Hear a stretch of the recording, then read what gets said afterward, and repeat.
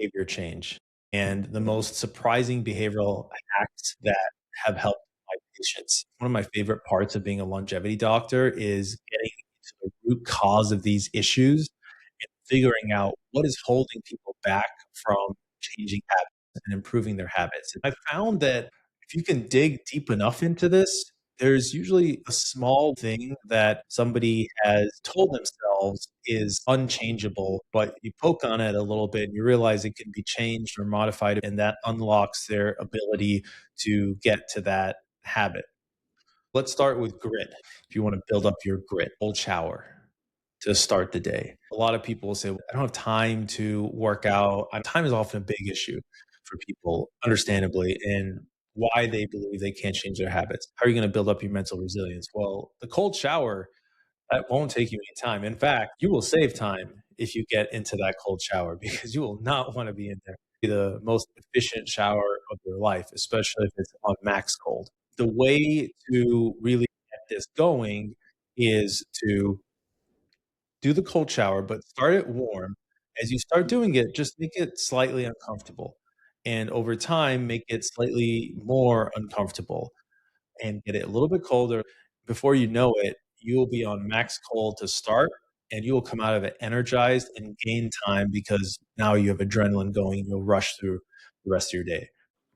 Next, I want to talk about a strength training hacks. I had a patient who wanted to do push-ups as their strength training. The first was I'm traveling all the time. They're a sales executive. I'm at variable levels of gyms. Some days I'm not sleeping that much. Want to maintain my strength training. The first thing we did was what I call a twos strength training protocol. Two exercises twice a week, two sets each time. In this case, we're going with two sets of push-ups, two sets of squats. You can do push-ups and squats everywhere, no equipment required.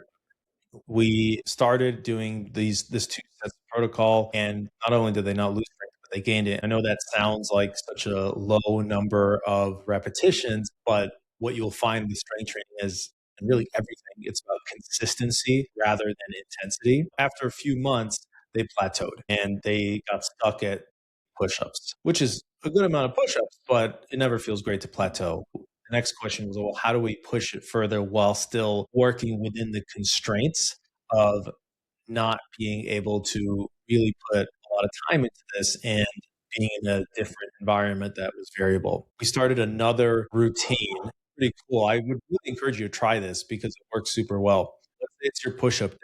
The amount of repetitions you can do, that's pretty easy. For this patient, doing sets of 20 push-ups, we picked 4 push-ups.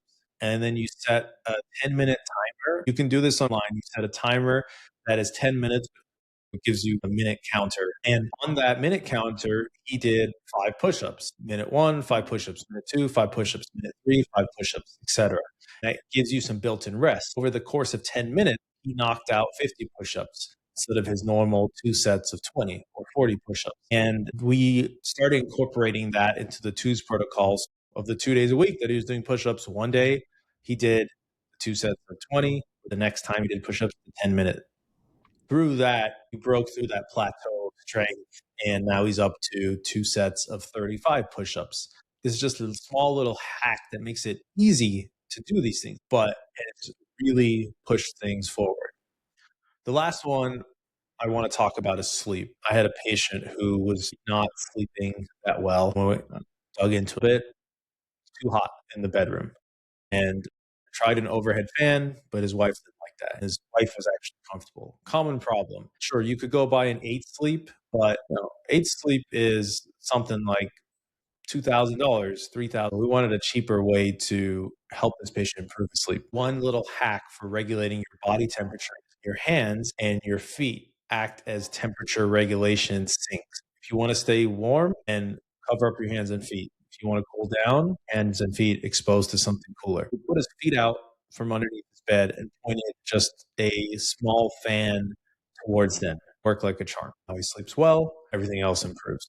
I'd encourage you, whether you're a doctor working with your patients or somebody who is trying to work on their own behavior, just really dig into these little behavioral hacks. And if it's hard to do it on yourself because sometimes you are stuck in a certain mindset, it might be easier to talk to your partner or talk to a friend and say, hey, let me get through this behavioral issue I'm having here. Hopefully, these examples can help you think of different ways that you yourself can make some of these changes.